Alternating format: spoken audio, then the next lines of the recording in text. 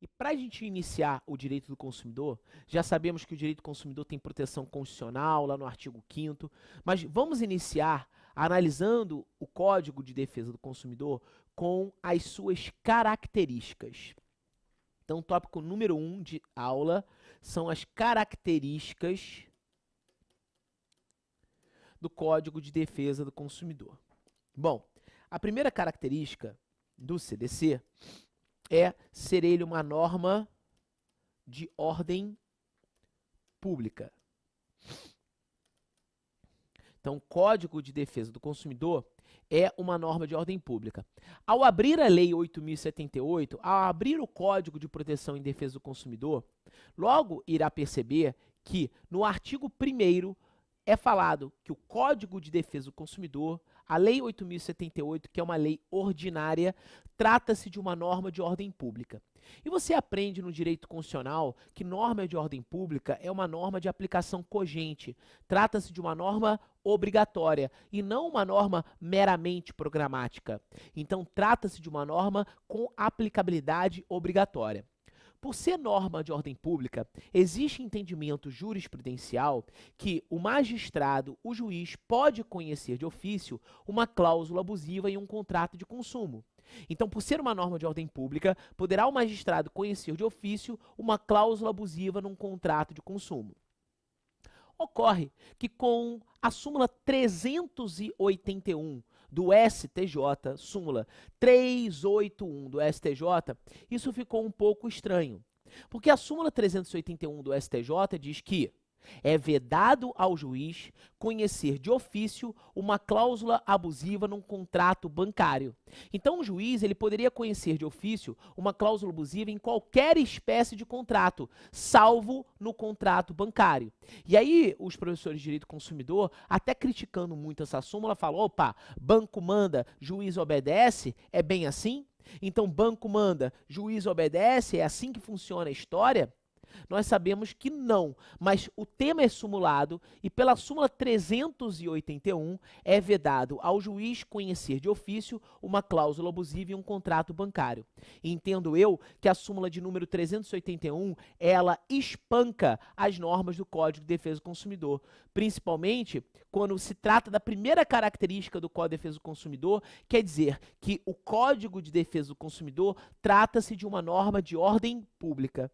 Então, essa característica inicial já é logo assim, sangrada, né? Ela é danificada, ela é pela súmula 381, que diz que o juiz não pode conhecer de ofício uma cláusula abusiva em um contrato bancário.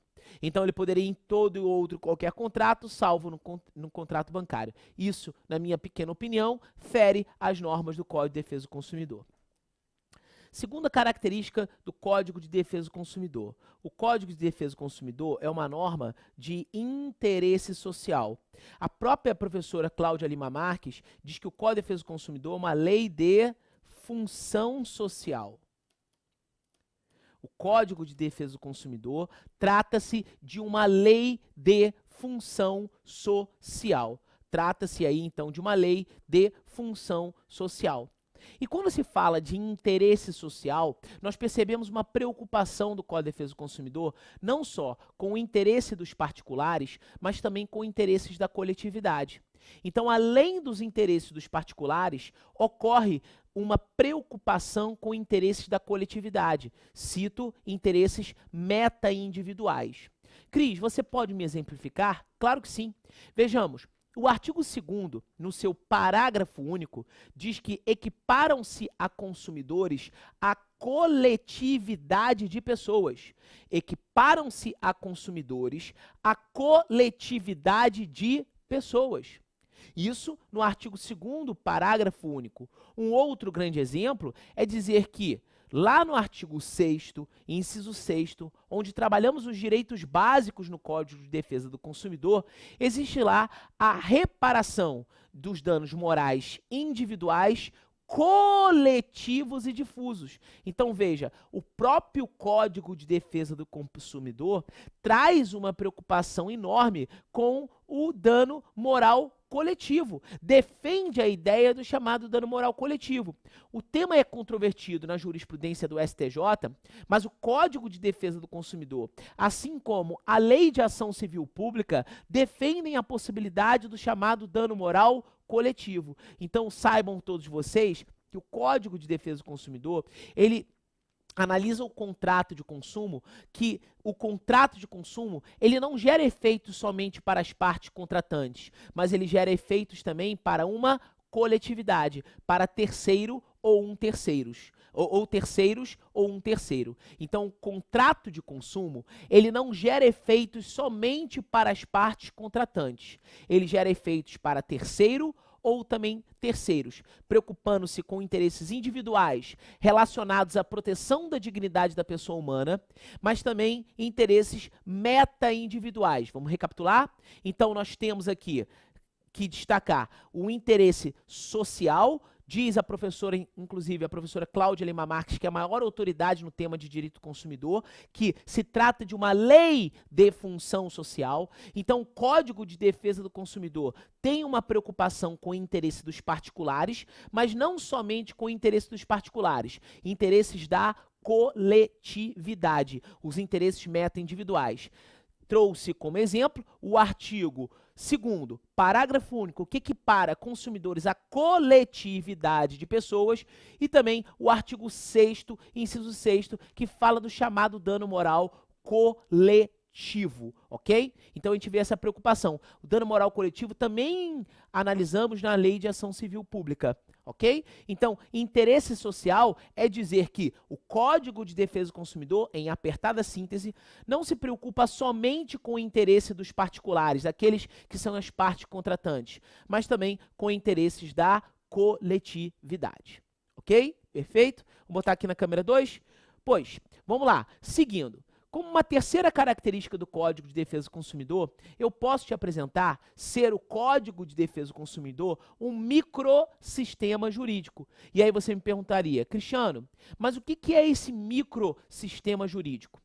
O Código de Defesa do Consumidor, ele vem tutelar o vulnerável, ou seja, o elo mais fraco na relação de consumo.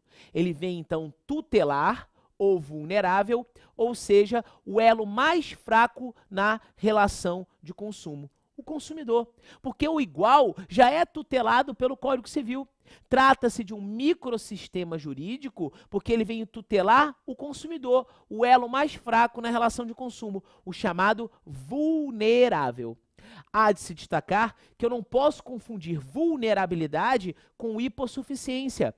A vulnerabilidade, ela está vinculada a critérios de direito material, enquanto a hipossuficiência está vinculada a critérios de direito processual. E nós vamos estudar a hipossuficiência quando estivermos analisando a inversão do ônus da prova lá nos direitos básicos do direito do consumidor, lá no artigo 6º, inciso 8º, precisamente, e lembrando que o artigo 6º do Código de Defesa do Consumidor, ele nos traz um rol exemplificativo, números apertos. E aí eu falei, vem aqui na câmera 1, falei da vulnerabilidade, não foi mesmo? Falei com vocês da vulnerabilidade. O STJ nos apresenta 4 hipóteses, 4 espécies de vulnerabilidade.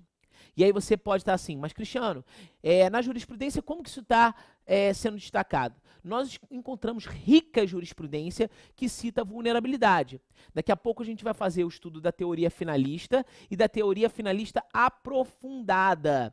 Vamos estudar a teoria finalista e a teoria finalista aprofundada. E você vai ver que em diversos julgados é citado as espécies de vulnerabilidade.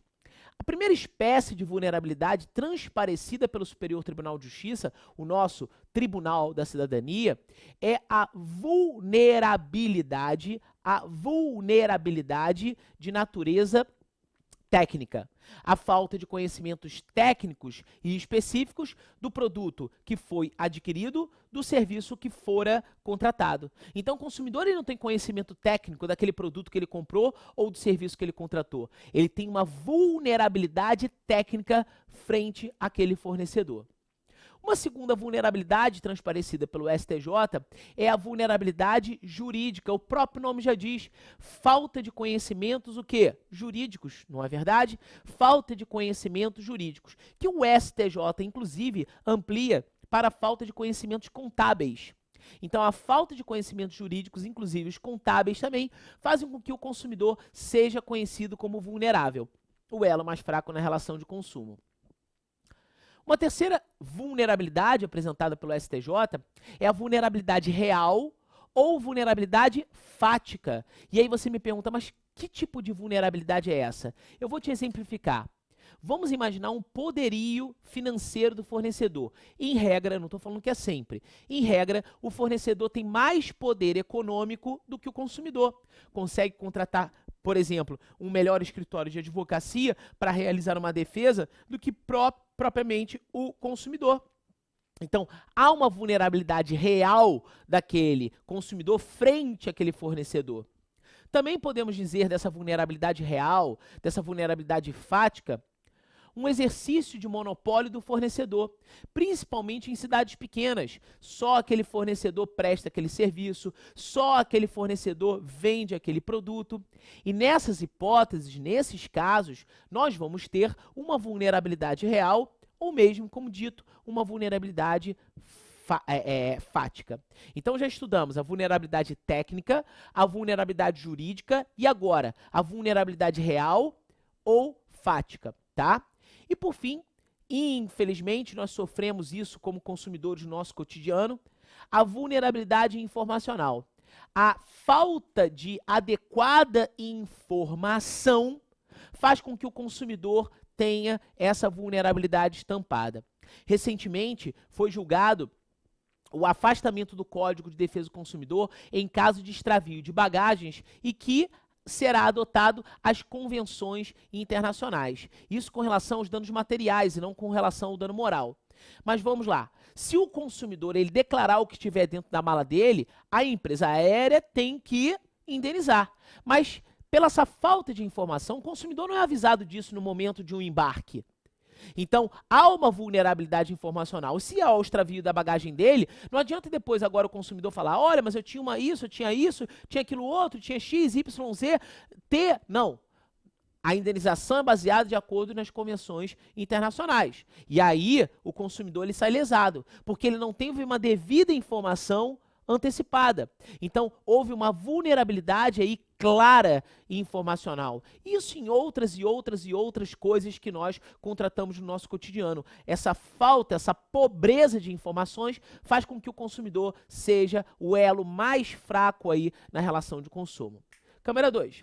Mas seguindo nas nossas características, na nossa quarta característica, vamos falar que o Código de Proteção e Defesa do Consumidor, essa lei ordinária maravilhosa, ele é uma norma multidisciplinar. Trata-se de uma norma multidisciplinar. E aí você me pergunta, o que significa ser, então, uma norma multidisciplinar? No momento que você abre a sua Lei 8.078, o Código de Proteção e Defesa do Consumidor, você observa que você tem a parte do direito civil, a parte do direito administrativo, a parte do direito penal e a parte do direito processual civil. Ou seja, tem diversas disciplinas dentro de um único código e, por isso, é chamado de norma multidisciplinar. E, por isso, repito, é chamado de norma multidisciplinar. Então, percebam, por isso nós chamamos o Código de Defesa do Consumidor de uma norma multidisciplinar. E, por fim, a última característica aqui no portal Carreira Jurídica, nesse primeiro tema aqui do nosso módulo de Direito do Consumidor, que eu estou abordando com vocês as características do Código de Proteção e Defesa do Consumidor. Nesse primeiro tema, a última característica que vamos abordar é que o CDC é uma norma principiológica. Você vai ver que em diversos artigos existem princípios. Eles estão mais aglomerados no artigo 4º, mas eu tenho diversos princípios espalhados no Código de Defesa do Consumidor. É uma norma principiológica porque é uma norma que veicula valores. É uma norma que estabelece fins a serem alcançados. Então estudamos norma de ordem pública, norma de interesse social, um microsistema jurídico, uma norma multidisciplinar e uma norma principiológica. Importantes características para o seu estudo no Código de Defesa do Consumidor.